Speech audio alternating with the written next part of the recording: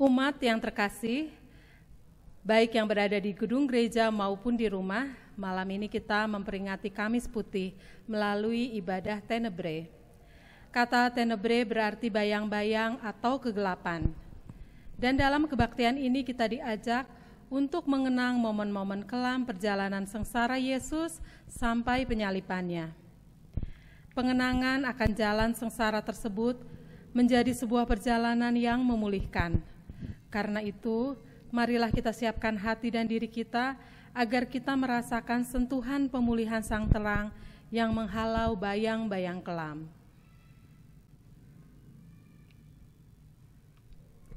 Inilah hukuman itu. Terang telah datang ke dalam dunia, tetapi manusia lebih menyukai kegelapan daripada terang. Allah adalah terang, dan di dalam Dia sama sekali tidak ada kegelapan. Sebab Allah mengutus anaknya ke dalam dunia bukan untuk menghakimi dunia, melainkan untuk menyelamatkannya oleh Dia. Sebab barang siapa berbuat jahat, membenci terang, dan tidak datang kepada terang itu, supaya perbuatan-perbuatannya yang jahat itu tidak nampak. Tetapi barang siapa melakukan yang benar, ia datang kepada terang.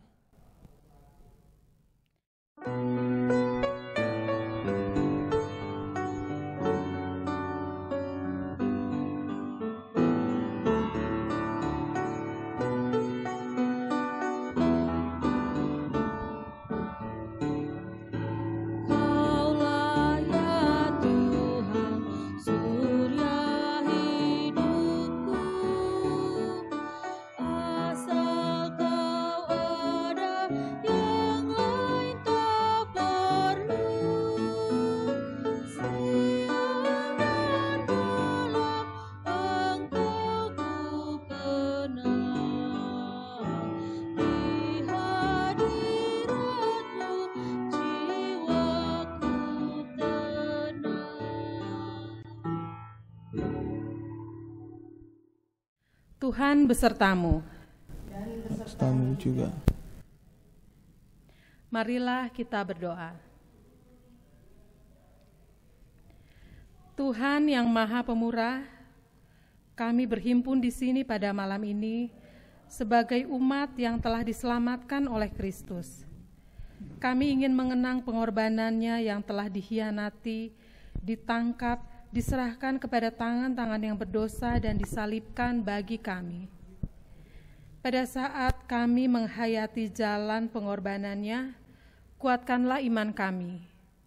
Ampunilah pengkhianatan kami, kobarkan semangat kami untuk mengikuti jalan salib Kristus. Baginya lah kemuliaan sampai selama-lamanya. Amin.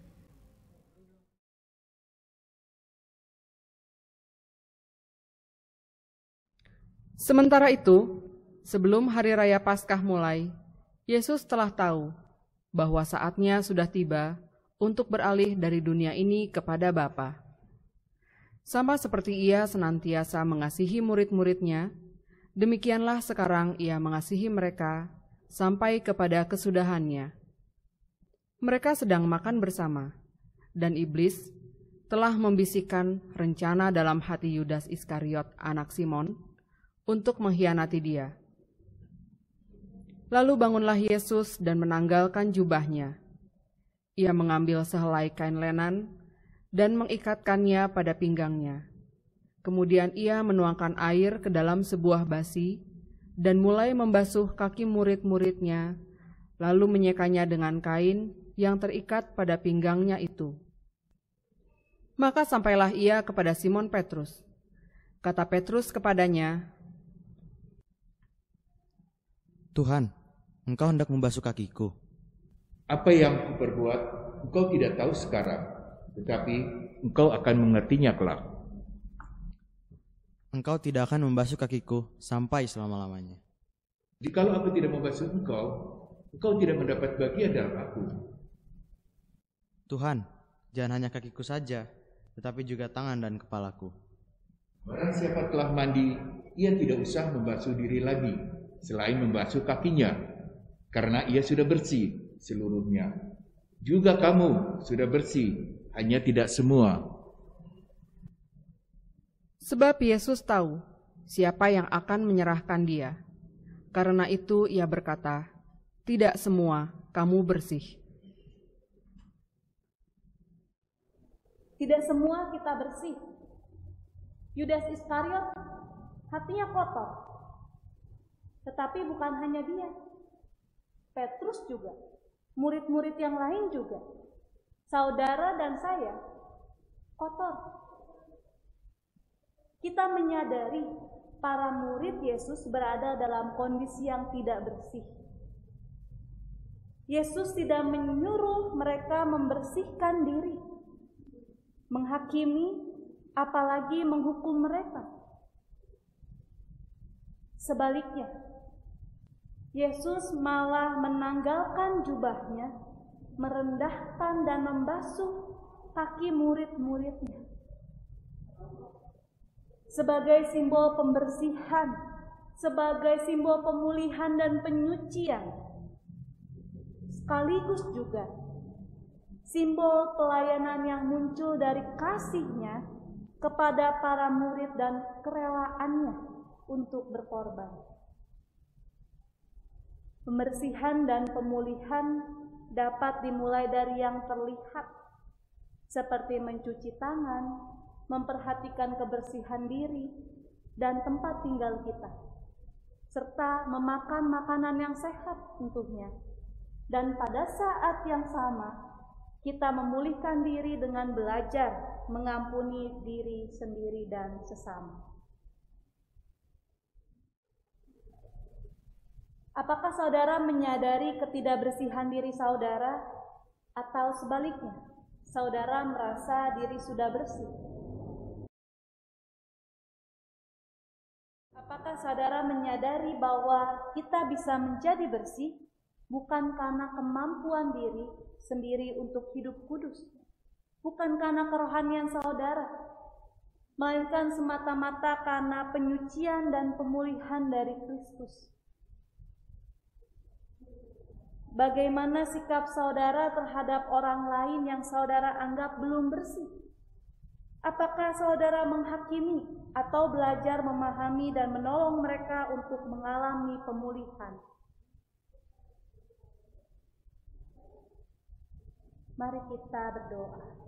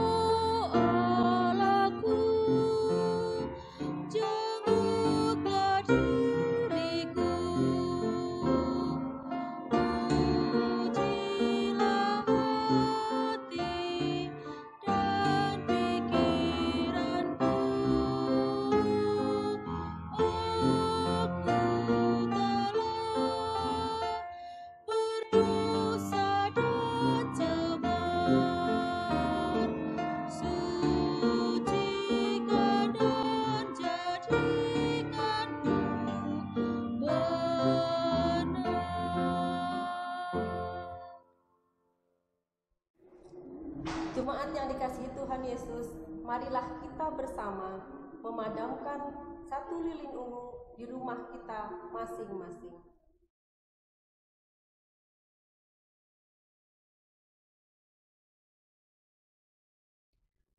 Sesudah Yesus membasuh kaki mereka, ia mengenakan pakaiannya dan kembali ke tempatnya.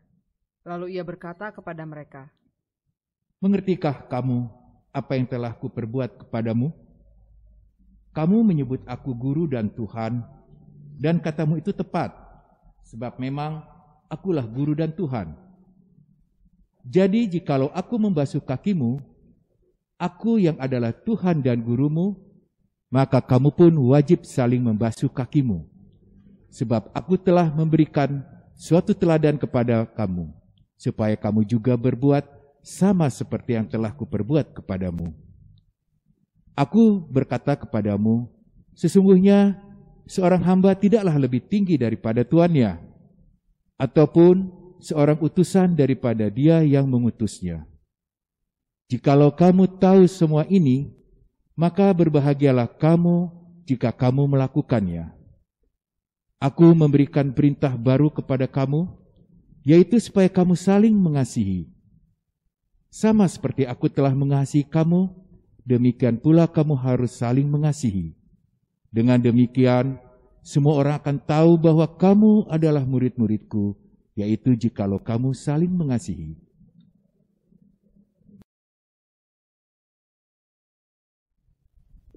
Perintah untuk saling mengasihi bukanlah perintah baru. Perintah itu sudah ada dalam hukum Taurat. Apa yang baru? Kualitas. Yesus meminta para murid termasuk saudara dan saya untuk saling mengasihi seperti Yesus mengasihi para muridnya. Kasih yang Yesus tunjukkan adalah kasih yang nyata dalam tindakan. Bukan sekadar ucapan aku mengasihimu. Bukan juga soal perasaan Yesus. Bagi Yesus, mengasihi berarti merendahkan diri. Memandang orang lain lebih utama, lebih penting dari dirinya sendiri. Mengasihi berarti menanggalkan kepentingan diri demi melayani sesama. Kasih yang seperti inilah yang dapat memulihkan. Kasih kepada mereka yang lemah, yang dianggap tak pantas untuk menerimanya.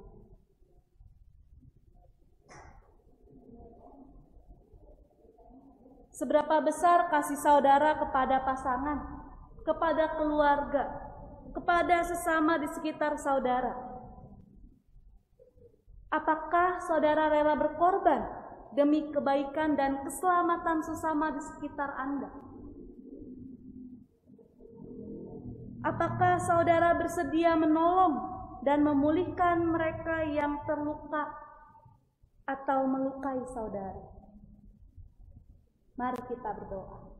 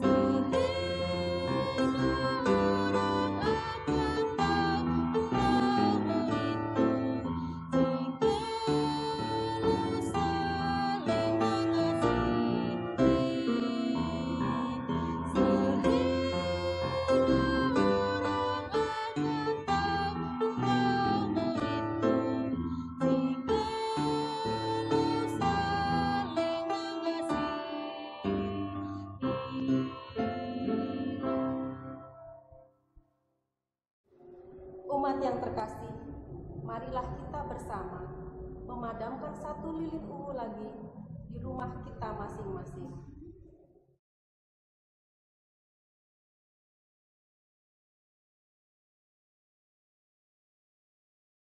Yesus sangat terharu, lalu bersaksi, Aku berkata kepadamu, sesungguhnya seorang di antara kamu akan menyerahkan aku. Murid-murid itu memandang seorang kepada yang lain. Mereka ragu-ragu siapa yang dimaksudkannya. Seorang di antara murid Yesus, yaitu murid yang dikasihinya, bersandar dekat kepadanya, di sebelah kanannya. Kepada murid itu Simon Petrus memberi isyarat dan berkata, Tanyalah, siapa yang dimaksudkannya? Tuhan, siapakah itu? Dialah itu yang kepadanya aku akan memberikan roti sesudah aku mencelupkannya. Sesudah berkata demikian, Yesus mengambil roti, mencelupkannya, dan memberikannya kepada Yudas, anak Simon Iskariot. Dan sesudah Yudas menerima roti itu, ia kerasukan iblis. Maka Yesus berkata kepadanya, Apa yang hendak kau perbuat? perbuatlah dengan segera. Tidak ada seorang pun dari antara mereka yang duduk makan itu mengerti apa maksud Yesus mengatakan itu kepada Yudas. Karena Yudas memegang kas, ada yang menyangka bahwa Yesus menyuruh dia membeli apa-apa yang perlu untuk perayaan itu atau memberi apa-apa kepada orang miskin. Yudas menerima roti itu lalu segera pergi.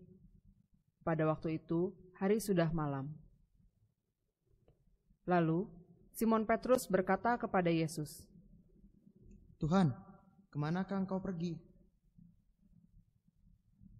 Ke tempat aku pergi, engkau tidak dapat mengikuti aku sekarang, tetapi kelak engkau akan mengikuti aku. Mengapa aku tidak dapat mengikuti engkau sekarang? Aku akan memberikan nyawaku bagimu. Nyawamu akan kau berikan bagiku? Sesungguhnya aku berkata kepadamu, sebelum ayam berkokok, engkau telah menyangkal aku 3 kali. Pada waktu itu hari sudah malam. Kegelapan mulai merasuk di dalam diri Yudas dan Petrus. Yesus mengetahui hal itu dan ia telah berusaha mengingatkan mereka dengan caranya yang lembut. Yesus berbisik di hati Yudas, namun hatinya telah menjadi beku karena ambisi untuk menjalankan rencana gelapnya. Yesus mengingatkan Petrus, namun rasa percaya dirinya membuat dia menyepelekan apa yang Yesus katakan. Kegelapan kadang juga datang merasuk dalam diri kita. Ketika kita berniat melakukan apa yang kita tahu salah atau merugikan orang lain, pada waktu itu Yesus yang sama juga berbicara di hati, menegur dan menyadarkan kita. Apakah ada hal-hal yang saudara rencanakan atau lakukan yang saudara yakini tidak sesuai dengan kehendak Tuhan? Apakah saudara menyadari teguran dan bisikan Kristus di dalam sanubari saudara? Apakah saudara bersedia ditegur dan lalu mengubah diri dengan sukacita? Mari kita berdoa.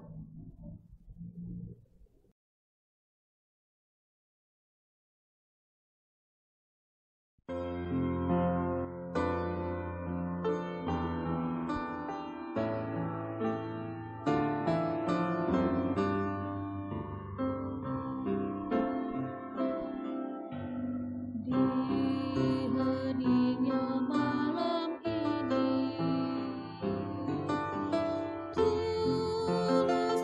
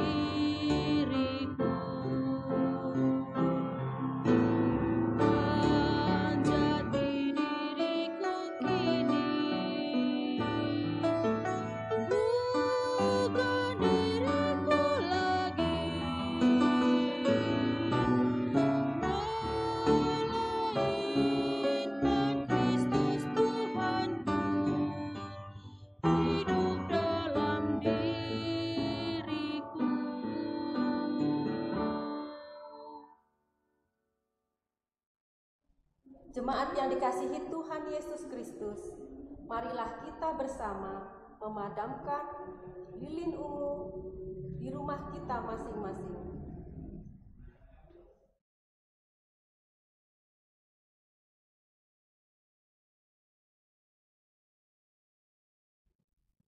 Setelah Yesus mengatakan semuanya itu, keluarlah ia dari situ bersama-sama dengan murid-muridnya, dan mereka pergi ke seberang sungai Kidron.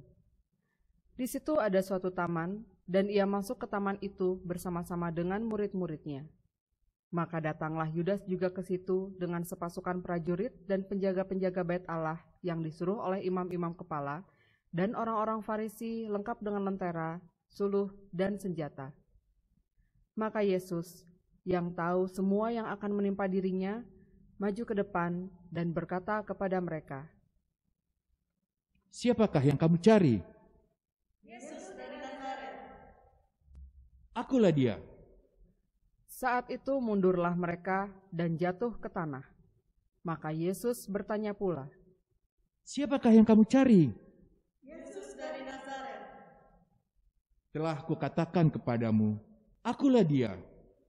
Jika aku yang kamu cari, biarkanlah mereka ini pergi." Lalu Simon Petrus yang membawa pedang menghunus pedang itu, menetakkannya kepada hamba imam besar dan memutuskan telinga kanannya. Nama hamba itu Malkus. Kata Yesus kepada Petrus, "Sarungkan pedangmu itu. Bukankah aku harus minum cawan yang diberikan Bapa kepadaku?" Simon Petrus dan seorang murid lain mengikuti Yesus. Murid itu mengenal imam besar, dan ia masuk bersama-sama dengan Yesus ke halaman istana imam besar. Tetapi Petrus tinggal di luar dekat pintu. Maka kata hamba perempuan penjaga pintu kepada Petrus, Bukankah engkau juga murid orang itu? Bukan. Sementara itu hamba-hamba dan penjaga-penjaga bait Allah telah memasang api arang, sebab hawa dingin waktu itu, dan mereka berdiri berdiam di situ. Juga Petrus berdiri berdiam bersama-sama dengan mereka. Simon Petrus masih berdiri berdiam. Kata orang-orang itu kepadanya, Bukankah engkau juga seorang muridnya? Bukan. Lalu berkatalah seorang hamba imam besar, seorang keluarga dari hamba yang telinganya dipotong Petrus. Bukankah engkau melihat di taman itu bersama-sama dengan dia? Maka Petrus menyangkalnya pula, dan ketika itu berkokoklah ayam.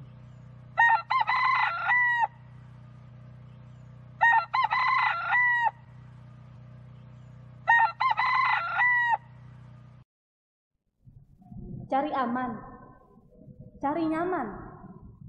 Itulah yang membuat Petrus maupun Yudas mengkhianati Yesus. Dalam kondisi terjepit, kepepet, orang lain dikorbankan, janji setia diabaikan. Semuanya dilakukan demi keuntungan diri atau demi keselamatan diri. Berbeda dengan sikap Yesus. Ketika ia dan para muridnya diserang di Taman Getsemani oleh serombongan prajurit bersenjata, Yesus tidak cari aman. Ia tidak mengorbankan para muridnya, malah melindungi mereka.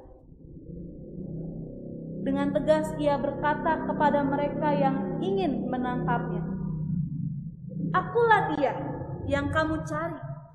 Tangkaplah aku, tetapi biarkan mereka ini pergi." Pernahkah saudara mengorbankan kerabat atau sahabat demi keuntungan diri sendiri?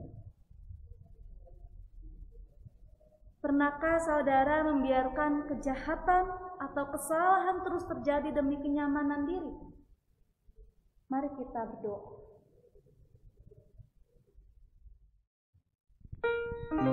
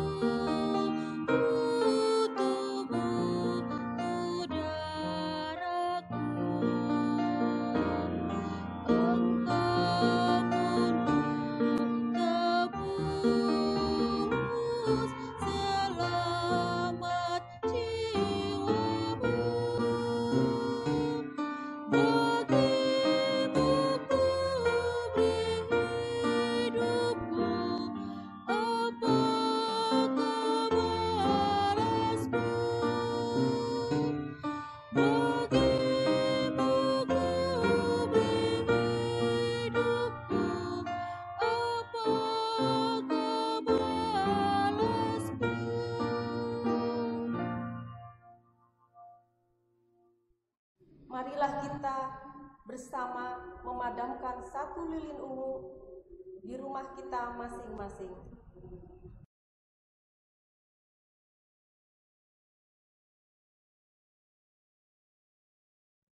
Maka mereka membawa Yesus dari Kayafas ke gedung pengadilan. Ketika itu hari masih pagi. Mereka sendiri tidak masuk ke gedung pengadilan itu supaya jangan menajiskan diri, sebab mereka hendak makan Paskah. Sebab itu, Pilatus keluar mendapatkan mereka dan berkata, Apakah tuduhan kamu terhadap orang ini? Jikalau ia bukan seorang penjahat, kami tidak menyerahkannya kepadamu. Ambillah dia dan hakimilah dia menurut hukum Tauratmu. Kami tidak diperbolehkan membunuh seseorang.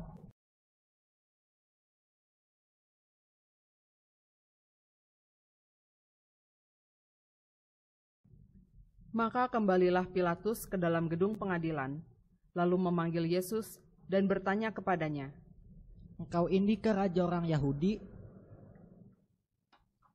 Apakah engkau katakan hal itu dari hatimu sendiri? Atau adakah orang lain yang mengatakannya kepadamu tentang aku? Apakah aku seorang Yahudi? Bangsamu sendiri dan imam-imam kepala yang telah menyerahkan engkau kepadaku. Apakah yang telah engkau perbuat? Kerajaanku bukan dari dunia ini. Jika kerajaanku dari dunia ini, pasti hamba-hambaku telah melawan, supaya aku jangan diserahkan kepada orang Yahudi. Akan tetapi, kerajaanku bukan dari sini. Jadi, engkau adalah raja? Engkau mengatakan bahwa aku adalah raja? Untuk itulah aku lahir, dan untuk itulah aku datang ke dalam dunia ini, supaya aku memberi kesaksian tentang kebenaran. Setiap orang yang berasal dari kebenaran mendengarkan suaraku. Apakah kebenaran itu? Sesudah mengatakan demikian, keluarlah Pilatus lagi mendapatkan orang-orang Yahudi dan berkata kepada mereka, Aku tidak mendapati kesalahan apapun padanya. Tetapi pada kamu ada kebiasaan bahwa pada Paskah aku membebaskan seorang bagimu. Maukah kamu supaya aku membebaskan raja orang Yahudi bagimu? Jangan dia, melainkan Barabas. Barabas adalah seorang penyamun. Lalu Pilatus mengambil Yesus dan menyuruh orang menyesah dia. Prajurit-prajurit menganyam sebuah mahkota duri dan menaruhnya di atas kepalanya. Mereka memakaikan dia jubah ungu, dan sambil maju ke depan, mereka berkata, Salam, hai Raja orang Yahudi. Lalu mereka menampar mukanya. Pilatus keluar lagi dan berkata kepada mereka, Lihatlah, aku membawa dia keluar kepada kamu, supaya kamu tahu bahwa aku tidak mendapati kesalahan apapun padanya. Lalu Yesus keluar, bermahkota duri dan berjubah ungu. Maka kata Pilatus kepada mereka, Lihatlah manusia itu. Ketika imam-imam kepala dan penjaga-penjaga itu melihat dia, berteriaklah mereka, Salibkan dia, salibkan dia. Ambil dia dan salibkan dia, sebab aku tidak mendapati kesalahan apapun padanya. Apa kebenaran itu? Tanya Pilatus. Dia bertanya bukan karena ia tidak tahu apa yang benar atau mana yang benar. Dia tahu siapa yang benar ketika dia tidak menemukan kesalahan apapun dalam diri Yesus. Ia juga tahu apa yang benar, yaitu melepaskan orang yang benar dari hukuman. Yang sulit bagi Pilatus adalah menjalankan kebenaran, menegakkan kebenaran dengan segala konsekuensinya.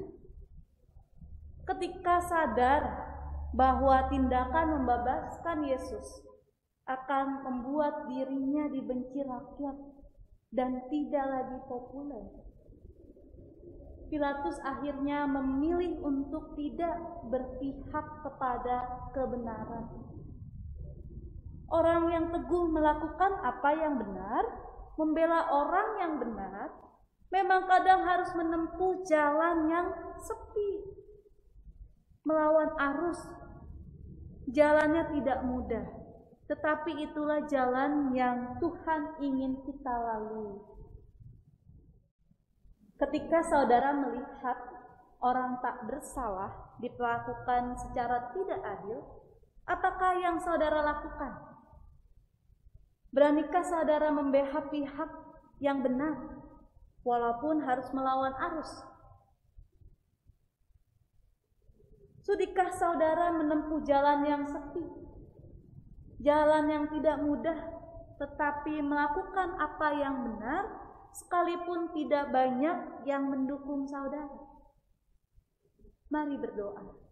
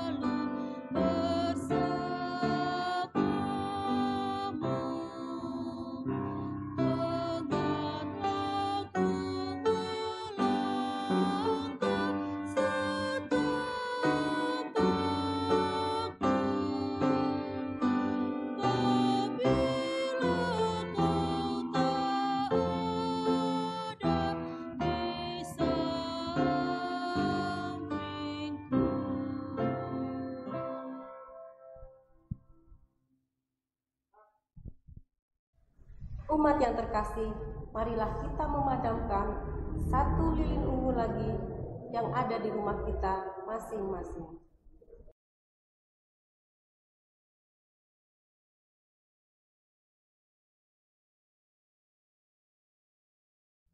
Akhirnya Pilatus menyerahkan Yesus kepada mereka untuk disalibkan. Mereka menerima Yesus. Sambil memikul salibnya, ia pergi keluar ke tempat yang bernama tempat tengkorak, dalam bahasa Ibrani, Golgota. Dan di situ ia disalibkan mereka, dan bersama-sama dengan dia, disalibkan juga dua orang lain, sebelah menyebelah, Yesus di tengah-tengah. Dan Pilatus menyuruh memasang juga tulisan di atas kayu salib itu, bunyinya, Yesus, orang Nazaret, Raja orang Yahudi. Sesudah prajurit-prajurit itu menyalibkan Yesus, mereka mengambil pakaiannya, lalu membaginya menjadi 4 bagian, untuk tiap-tiap prajurit 1 bagian, dan jubahnya juga untuk mereka ambil. Dan dekat salib Yesus berdiri ibunya dan saudara ibunya, Maria, istri Klopas, dan Maria Magdalena. Ketika Yesus melihat ibunya dan murid yang dikasihinya di sampingnya, berkatalah ia kepada ibunya, "Ibu, inilah anakmu." Kemudian katanya kepada murid-muridnya, "Inilah ibumu." Dan sejak saat itu, murid itu menerima dia di dalam rumahnya. Dalam proses penyaliban, Tuhan Yesus sama sekali tidak diperlakukan secara manusiawi. Yang ada pada hari itu semata-mata hanya tontonan kekerasan. Dalam kondisi tubuh yang penuh luka dengan darah yang menetes dari mahkota durinya, Yesus masih bisa memikul salib yang berat. Disalibkan, dihina, pakaiannya dilucuti dan dibagi-bagi. Namun demikian, di tengah-tengah semua tontonan kekerasan itu, ada tindakan kasih yang manusiawi yang Yesus tunjukkan. Ia menyapa ibunya dengan berkata, "Ibu, inilah anakmu." Ia menitipkan ibunya kepada murid-murid dengan berkata, "Inilah ibumu." Ketika seorang menjadi korban tindakan kekerasan, adalah wajar jika ia membalas juga dengan kekerasan. Dengan menyalahkan orang, mencaci maki, atau mengutuki. Kekerasan bisa mengubah hati lembut menjadi keras dan pahit. Namun tidak demikian dengan Yesus. Sampai akhir hidupnya, kasih-Nya tidak luntur. Di tengah penderitaan yang Ia alami, perhatiannya masih terus tertuju pada ibu dan para murid-Nya. Apa yang saudara lakukan ketika saudara diperlakukan tidak adil, dihina, dicerca? Bagaimana respon saudara terhadap kekerasan dan ketidakadilan yang terjadi di sekitar saudara? Apakah kekerasan dan ketidakadilan yang pernah dialami mengubah saudara menjadi pelaku kekerasan? Mari kita berdoa.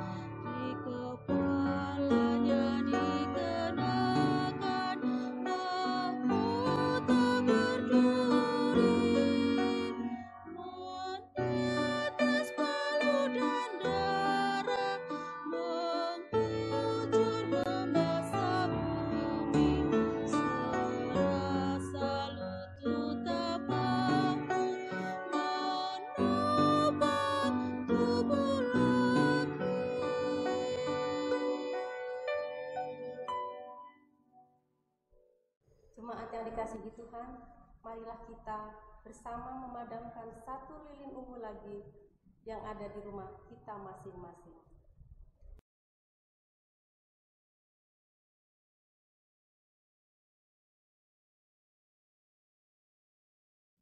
Sesudah itu, karena Yesus tahu bahwa segala sesuatu telah selesai, berkatalah Ia, "Aku haus."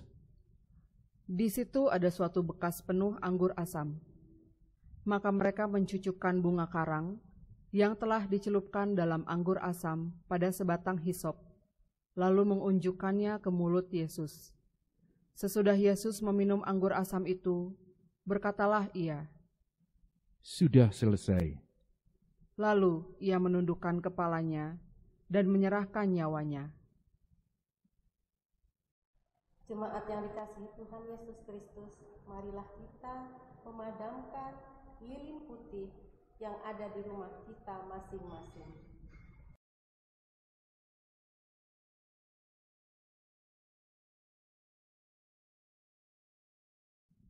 Ketika itu tabir bait suci terbelah dua, dari atas sampai ke bawah. Waktu kepala pasukan yang berdiri berhadapan dengan Dia melihat matinya demikian, berkatalah ia, "Sungguh, orang ini adalah Anak Allah."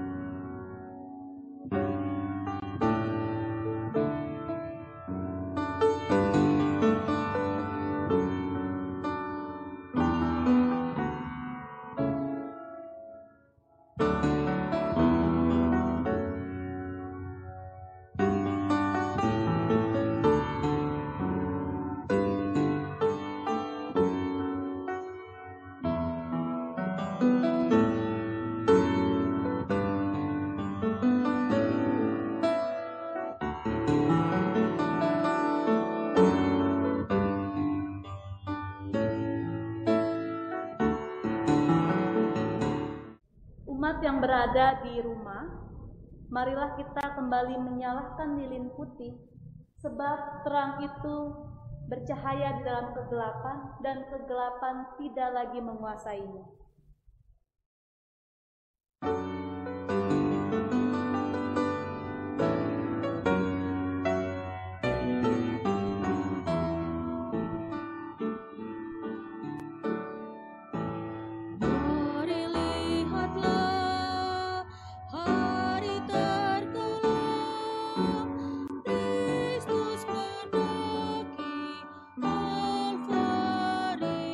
Dia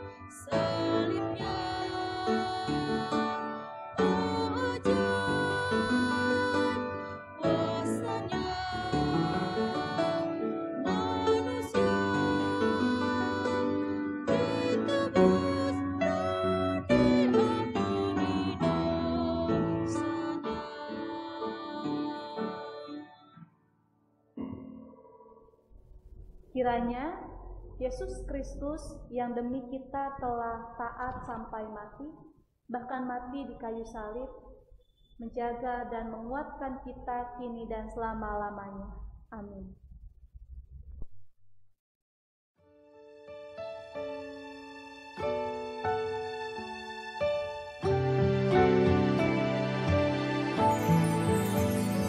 Kami bangkit dari abu, dari salah dan celah, bangkit lagi dari abu, dipulihkan oleh-Mu.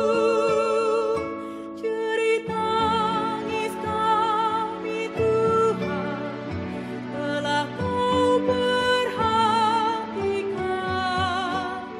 Hati yang remuk Kau bentuk jadi hati yang baru.